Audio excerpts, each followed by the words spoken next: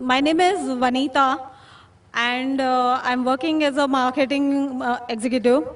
मुझे से पूछना था कि मैंने सुना है one of my Muslim friends से कि आफ्टर डेथ सारे मुस्लिम्स जो है वो हेवन में जाते हैं and whoever is non-Muslim will go to hell. So I wanted a clarification on this point कि हर एक के आफ्टर डेथ जो डिसाइड होता है वो अपने कर्म पर होता है. तो मुझे इस बात के ऊपर क्लैरिफिकेशन चाहिए थे कि why all Muslim will go to heaven and non-Muslim will go to hell.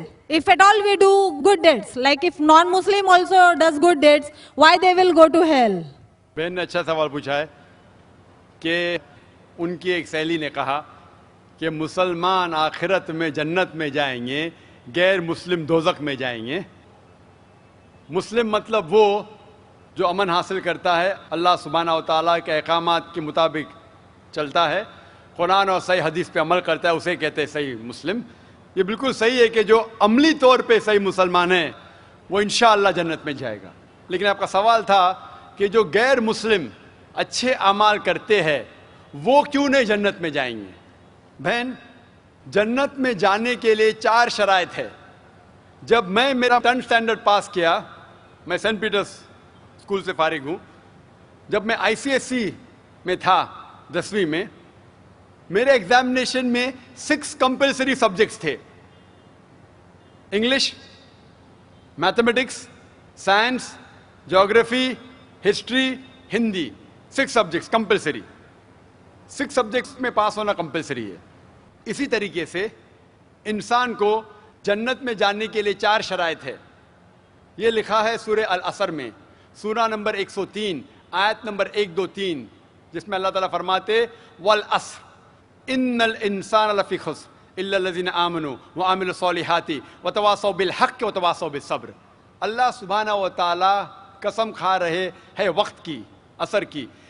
बेशक इंसान खसारे में है. सिर्फ वो लोग जो 4 चीज़ में सफलता पाते हैं वो लोग खसारे में नहीं हैं. और ये 4 चीज़ें ईमान, अमल सॉलिहात, वतवासौ बिल हक़, वतवासौ बिस सब्र. जिस तरीके से मुझे 10th स्टैंडर्ड पास करने के लिए 6 सब्जेक्ट्स में पास होना कंपलसरी है. मिसाल के तौर पे अगर मुझे mathematics, English, history, geography, science में 99% मार्क्स मिलते हैं, 99%, और हिंदी में सिर्फ मुझे 10% मिलते हैं, एंड पासिंग मार्क्स इज 40%. पास होने के लिए 40 मार्क्स की ज़रूरत है. अगर एक सब्जेक्ट में, हिंदी में, मुझे 10% मार्क्स मिलते हैं और बाकी 5 सब्जेक्ट में 99% मार्क्स मिलते हैं, क्या मैं 10th स्टैंडर्ड पास करूंगा कि नहीं? बहन, मैं आपसे पूछना चाहता हूं, क्या मैं 10th स्टैंडर्ड में सफलता पाऊंगा कि नहीं? एक सब्जेक्ट में 10%, बाकी 5 सब्जेक्ट्स में 99%, क्या मैं 10th स्टैंडर्ड पास करूंगा कि नहीं? नहीं. क्यों? क्योंकि मुझे हिंदी में 10% मार्क्स मिले, भले 99 मिले बाकी 5 सब्जेक्ट में, हिंदी में 10 फेल. उसी तरीके से जन्नत में जाने के लिए सूरह अल असर के हिसाब से 4 चीजें जरूरी है. ईमान, अमल सॉलिहात, नेक अमाल जो आप कह रहे, वतवासौ बिल हक़, लोगों को हक की तरफ बुलाना, वतवासौ बिस सब्र, लोगों को सब्र की तरफ बुलाना. 4 चीजें जरूरी है. एक भी चीज अगर इन 4 में से मिसिंग है, मौजूद नहीं है, अगर आप एक भी चीज में फेल होते हैं तो आप जन्नत में नहीं जा सकते. अगर आप कहते हैं कि आप अच्छे इंसान हैं, आमाल में आप बहुत अच्छे अमाल करते हैं, मान लो आपको 99 मार्क्स मिले अमाल में, 99, लेकिन ईमान में तो आप फेल है. आप ये नहीं मानते कि अल्लाह एक और मोहम्मद सल्लल्लाहु अलैहि वसल्लम आखिरी पैगंबर है, जो सारी मजहबी किताब में लिखा है, तो आप ईमान में फेल है. आप कितने भी नेक काम करो, 99% मिले, 100% मिले, बाकी 3 हिस्से में ईमान में लेकिन फेल हुए, तो आप जन्नत में नहीं जाएंगे.